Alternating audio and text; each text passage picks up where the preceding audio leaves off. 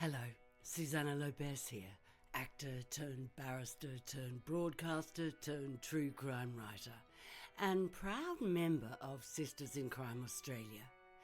Welcome to the Scarlet Stiletto Bites podcast. For over 30 years now, Sisters in Crime Australia has supported our women crime writers, both true crime and fiction, and some criminal literary talent has been unearthed. Among many awards, there's an annual prize for short crime fiction, the Scarlet Stiletto Awards. And for those of you who prefer your stories by ear, in 2023 we commenced this podcast series, Scarlet Stiletto Bites, to celebrate the Sisters' 30th anniversary. Each story is short, but not always sweet. Expect twisted tales, quirky humour, and a frisson of feminism. Please support us by following, sharing, reviewing, and generally spreading the word. We have no paywall.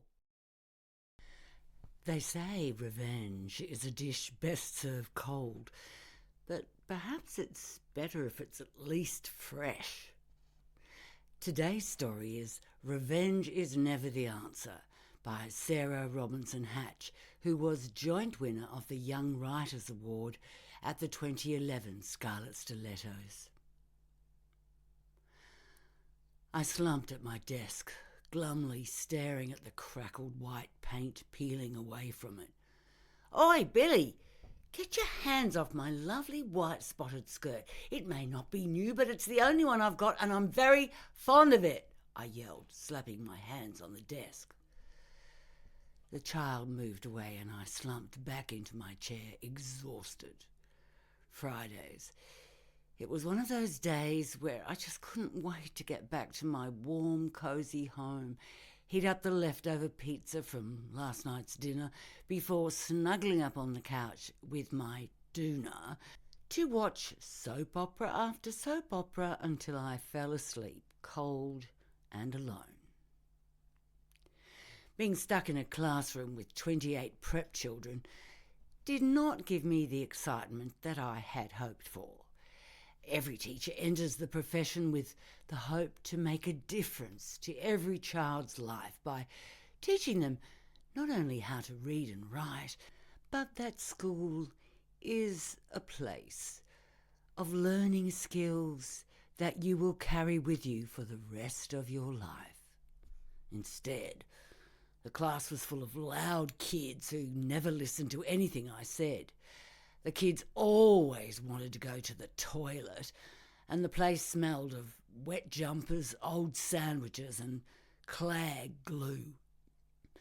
Every afternoon for the past 4 years, I've been dreaming about the day I will resign to escape to a tropical paradise. But seriously, as if that's ever going to happen. I walked over to the window, ducking under all the colourful artwork that the children had painted, which were hanging on ropes that wove across the classroom. The trees bent over in the gale-force wind, their leaves touching their roots like a floppy ballerina or a sad clown. Into my line of view came the principal of the school with a woman. I began to panic. The principal was staring into my classroom, saying something to the woman. The woman lifted her eyebrows in shock and her mouth dropped. Oh, what if they were talking about how I never have control of my class and just let my students run riot? I swear if I left the classroom for a minute, the children would be painting all over the walls and swinging from the fan on the ceiling. "Everybody, calm down," I whispered, but my voice couldn't be heard over the loud yelling and squealing. The principal and the woman walked towards my classroom. I ran into the middle of the room. "Everybody be quiet!" I screamed. The classroom fell silent and the door slowly creaked open. I walked quickly over to the door to let the principal in. "Yes?" I asked. I could see the woman's face more clearly now. Please, no, it can't be her. Oh, God, no. But God wasn't listening. As the woman walked into the classroom, I slowly walked backwards, because there, right in front of me, stood her, my arch enemy from high school, Brittany. I just couldn't believe my eyes. It was the girl who made my life a living hell. Even though she now wore a suit, probably made by Chanel or Gucci, and had professionally done makeup and hair, she was still the same girl who had ruined my life. Her designer clothes made me look like I was dressed in a paper bag. My white spotted skirt and hippie shirt that came from a recycled clothes shop were no match for Brittany's polished fingernails and scarlet stilettos. I was completely confused to see Brittany at my school. So many thoughts were going through my head, but I couldn't seem to say any of them aloud. "Hello, Naomi, how nice to see you," Brittany said pleasantly, as if she hadn't ruined my life. I just couldn't believe it. I was absolutely speechless. "Oh, don't you remember me?" Brittany asked with surprise in her voice. I groaned, folding my arms. "Oh, God, kill me now." "Is that a no?"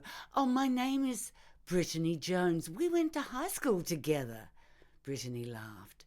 Then she swept into the centre of the classroom and turned to the children with a smile. "Hello, kids. My name is Brittany." Her confidence was still the highlight of Brittany's personality. "Hi, Brittany," the class replied enthusiastically with grins on their faces. The children stopped what they were doing and sat down on the floor in front of her. I gasped. Why hadn't the kids ever listened to me that way?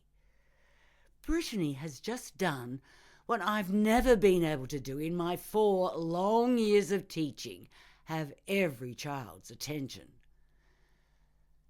The principal formally walked towards us. "Naomi, I'd like you to meet Brittany Jones. Brittany is our school's first ever writer-in-residence. We're very lucky to have received government funding this year. Brittany has written 11 crime novels and is currently working on another. I've read them all myself, and might I say, Brittany, they were amazing. You create such brilliant stories that grab the reader's attention so well. The plots were fantastic too," the principal stated enthusiastically, now talking to Brittany. I was absolutely furious. First, Brittany takes control of the class in the few minutes that she's been here, and secondly, Brittany is a successful writer who will be working at my school. All the preps suddenly started chanting, "Brittany, Brittany, Brittany." Nobody acknowledged my existence. I reckon that if I had a heart attack right now, no one would even notice, let alone care. The principal cleared his throat noisily, which snapped me out of my daydreaming. "Yes?" I asked. "Can you take Brittany to the staff lounge for some complimentary lunch?" Well, just then the bell rang, so I sent the preps out and then led Brittany out of the room. "Actually, Naomi, I'd like to use a computer. I have to send my new crime novel to the publishers' company. The deadline is today and I didn't have time to email it this morning," said Brittany. I sighed and then led her to the empty, silent staff lounge, which housed desktop computers along all 4 of the cream-coloured walls.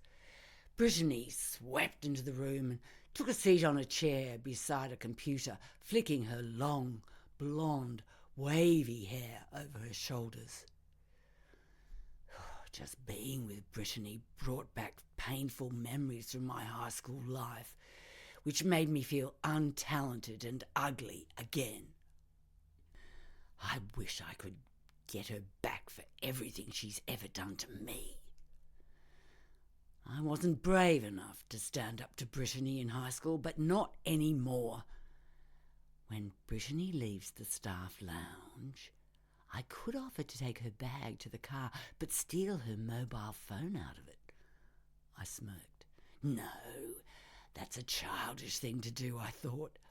I should play along and pretend to be friends because we went to high school together, and really, I don't have a real reason to be disrespectful to her now just because she was mean to me in high school.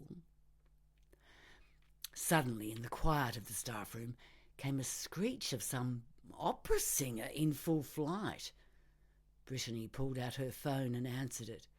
Who has opera singing as their ringtone? I hate opera singing. Hi, this is Brittany, asked Brittany cheerfully, but then her smile faded away. Yes, I am his daughter. What? A stroke? Where is he all right? I'm on my way. The colour left Brittany's cheeks. Leaving the computer on, she rushed out of the room. I saw Brittany's memory stick still in the computer. Oh, Brittany, you forgot your... Oh, never mind, I called after her. I looked around her. There was nobody else in the staff room. I walked over to Brittany's computer and quickly pulled out her memory stick and slipped it into my pocket. I walked casually back to my classroom and sat at my cluttered desk. I sat there for a few minutes, staring at Brittany's memory stick. I tried to resist the urge to have a look at what was on it, but it was useless. Without thinking, I opened my laptop and inserted the memory stick to have a look at all of Brittany's files. Oh, look what we have here. All of her qualifications for teaching, emails from her sisters and mother, letters to her editors and publishers. It looks like, and here's her book. I looked over my shoulder, checking there was nobody behind me. I could only hear the children laughing and squealing from the playground. I opened her book on the memory stick. I clicked print on the computer, and above the loud children in the distance, I heard the whine of the old dusty printer that echoed all the way through the hallway and into my classroom. I noisily pushed out my chair and walked down to the printer, which was happily spitting out the many pages to Brittany's book. When the printer suddenly cut off, I took the pages back to my classroom and put them onto my desk, staring at the tiny printed words. I grabbed the pages and shoved them into my big handbag. Driving home that afternoon, my old red sedan rattled its way down the steep hill towards my house. Normally I was so bored of doing the same old thing every night, yet tonight I was actually looking forward to the familiarity of that boredom. I drove into the cracked concrete driveway and peered at my dilapidated old house. As I turned off the chugging engine, I leaned over to the passenger seat to pick up my heavy bag. I struggled out of the car and slammed the door behind me. I made my way to the front door of my 1980s-style house with dirty striped window shades. The brick walls of my home were dull and uninviting to visitors. Even I agreed that this house was ugly, but I had no choice. If I had the money to get out of this smelly old rental, I'd be gone in a flash. I made myself a nice hot tea, pulled out Brittany's crime novel and started to read it from the very beginning, sipping at my tea while I read. I was determined to read Brittany's entire book tonight, itching to know why everybody thought she was so talented. I kicked off my dark brown short boots and curled up on the couch, wrapping the blanket that was on the end of the couch from last night's soap opera marathon around me. I must have dozed off for a while because when I jolted awake it was dark outside and my feet were cold. Ah, yes, Brittany's book. Leafing through it, I soon found the antagonist was called Charlotte and the protagonist was called Ruby. Charlotte is out to get Ruby because she wanted revenge for her father's sake on Ruby's father, but he was no longer alive. I kept on reading. The storyline was very similar to my life, my father's life. It was exactly like what happened between my dad and Brittany's father 30-odd years ago. My father was also bullied at high school. Ever since he had left the school where he had been bullied, he'd been out to get revenge on Brittany's father, Andrew. Dad thought it would be over when Andrew died, which I think was from a stroke, but it wasn't over for me. Brittany had also ruined my life in high school, and I wasn't going to let her get away with it. Not another generation was going to be bullied in high school the way I was. Eventually, I finished reading the story. Charlotte kills Ruby by cutting the brake lines in Ruby's car, so when Ruby is driving to work the next day, she goes off the side of a cliff and falls 500 metres into a river. Charlotte gets away with the murder. Oh, now that's the way to kill someone, I thought, impressed with what Brittany had thought up. But how should I get rid of Brittany? I'd also have to hope that I could get away with her murder, just as Charlotte did in Brittany's book. But hold on, I've read Brittany's crime novel. I could take my inspiration from there. Not only would that satisfy my revenge, but also it would let her experience the full onslaught of her own imagination. There was only one problem with my brilliant act of revenge. How would I know what to do to make the brakes fail on a car? If I went to a car shop and asked them, how do you make the brakes fail in a car, they would all be very suspicious and report me to the police. I groaned, slumping back into the couch. Who knew that planning to kill someone was such hard work? But the answer to my dilemma was staring me in the face. I sat up, yawned, and walked back over to my big brown work bag and got out my laptop computer. I trudged back to the couch and opened my laptop. I clicked onto Google. How to make brakes fail in a car, I mumbled as I clumsily banged the letters on the keyboard. I clicked onto the first website that came up and I skimmed over the web page. Cut brake line. They run from wheel to wheel diagonally, usually dark green or black painted tubes, I whispered to myself. Actually, this didn't seem too hard. All I needed was some garden shears, pliers, some gardening gloves and a pretty colourful feathered party mask to disguise myself. This was going to be too easy. But it only seems right that I should frighten Brittany to the core via emails before I kill her. There were saved emails on her memory stick, which would have her email address on it. If I'm going to kill Brittany, it has to be done properly. I wandered back over to the kitchen and put Brittany's papers on the bench. I'm too exhausted to begin any detailed plan of my murder tonight, so I stomped down the hallway and into my bedroom. I lay on my bed, willing myself to sleep. It was impossible, though, trying to get to sleep. I couldn't help but wonder what tomorrow would bring. All I knew was that I was going to scare Brittany through her emails and tell her that she's at death's door, and then in the early hours of Sunday morning, I would cut her brake lines in her car.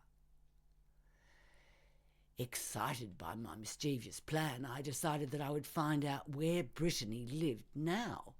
I leant over to my wooden bedside table and opened the glass door to the small cabinet under it. I reached in and pulled out the white pages. Brittany Jones. Aha. I skimmed through all of the people in the metropolitan area with the surname Jones. In some minutes I found Brittany's address. I jumped out of bed and walked happily to the kitchen with the white pages open in my hands. I placed the mountainous volume on the bench and grabbed a piece of screwed-up paper from the mountain of mess. I flipped it over and wrote down the address, 23 Moomba Parade, Black Point. I looked down at the address, pleased with myself. But I wasn't utterly convinced that I should kill somebody for family pride. It would not be family pride, because my family would disown me if I did something that terrible. There was a little voice in the back of my head telling me that Brittany's father had already died. That makes it equal. But I dismissed the thought from my head, refusing to let it go. I wandered back to my bedroom and hopped into my bed, pulling the covers over my head. Tomorrow morning, I'm going to show Brittany what it feels like to be insulted, abused, and terrified out of your wits. Brittany had done that to me so many times that it was time to give her a taste of her own medicine. I closed my eyes and smiled. This was going to be quite enjoyable. I must have dropped off to sleep, because when I next opened my eyes, the bright sunlight streamed through my curtains. I rubbed the sleep out of my eyes and sat up in bed. I looked at my watch, 8:30. I groaned and pulled up the covers over my head again before I could remember what I was going to do today. I jumped out of bed and skipped down the hallway and past the kitchen, picking up Brittany's address on the scrap of paper before continuing on to the living room. My computer sat on the couch, and I remembered that Brittany had saved emails on her memory stick. I walked back over to my big brown bag and got it out. I went back over to my computer that waited patiently on the couch for me. I inserted the memory stick and opened the emails that were saved there. I jotted down Brittany's email address next to her address. Right then, let's see, I mumbled, making a new email to Brittany. Brittany Jones, you will die tomorrow.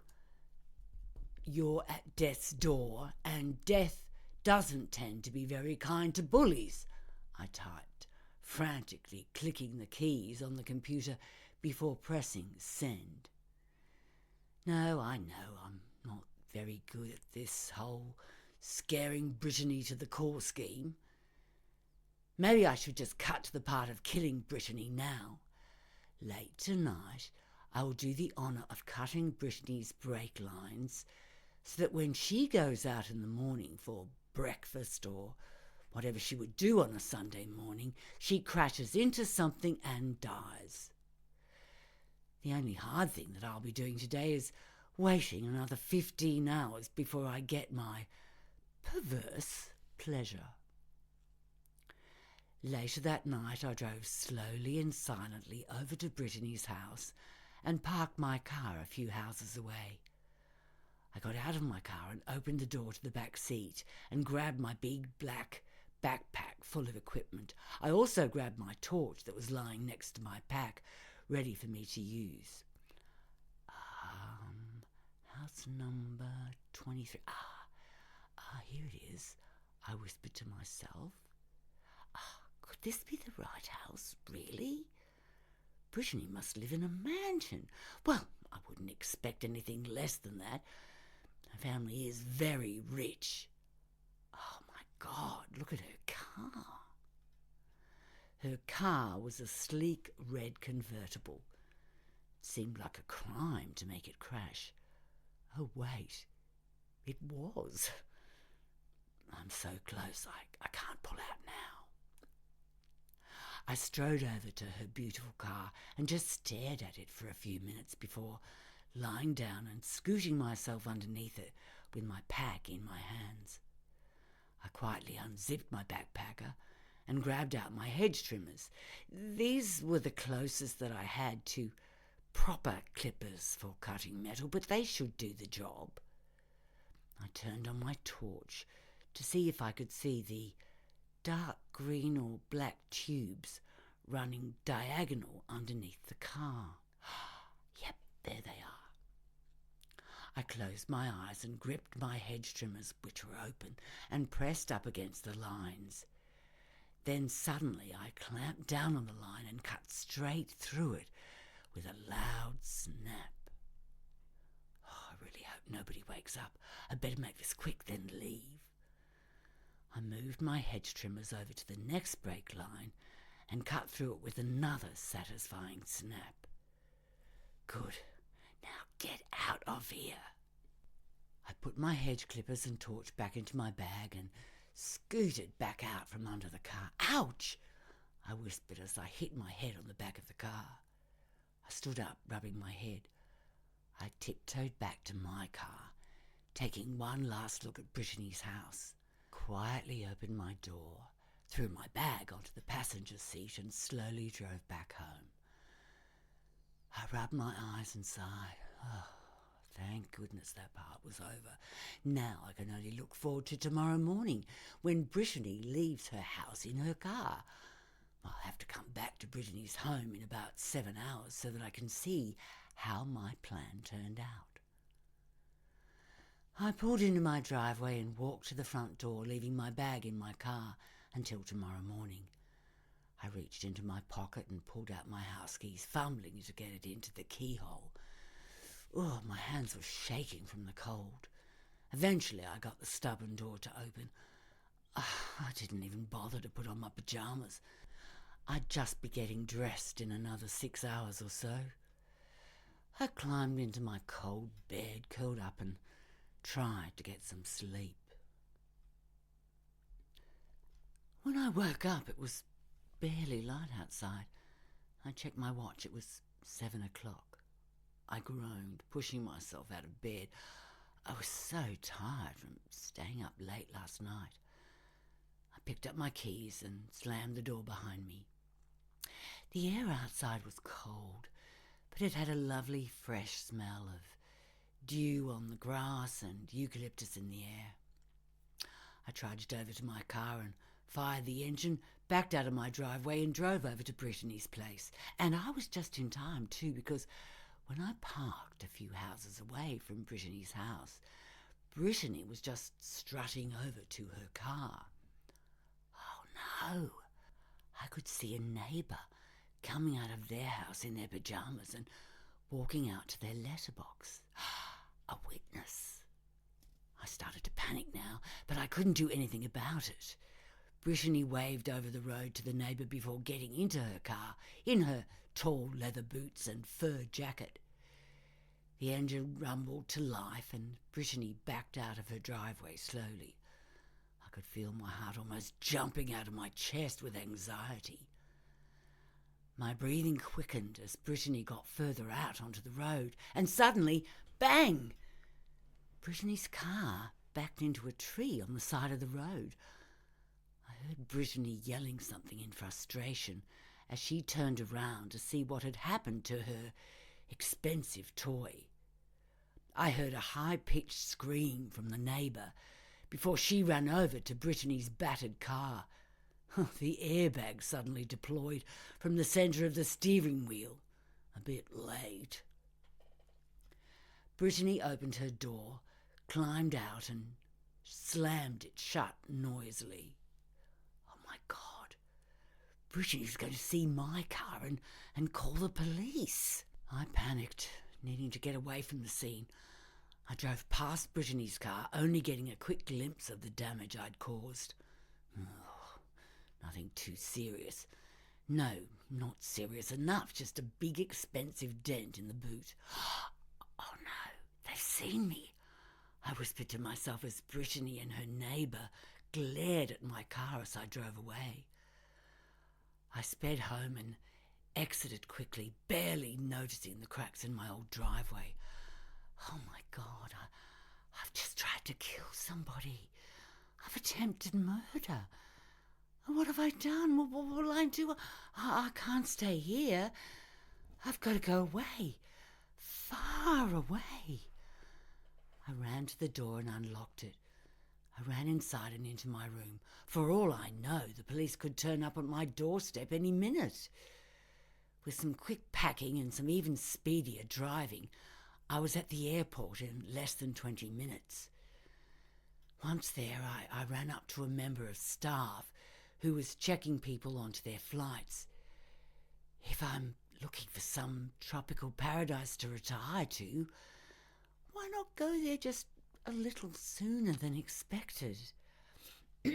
Excuse me, could you please check me in for a flight to some tropical island? I just need to escape to the sunshine, so please be quick, I pleaded. I looked around. I couldn't see any police with the huge crowd. Passport, please, the staff member asked blankly, staring into space. I got out my passport from my handbag and handed it to her. I'm sorry, this passport is invalid, the staff member said after she had scanned it. She looked over my shoulder and nodded to somebody behind me. I turned around, and the police were right behind me.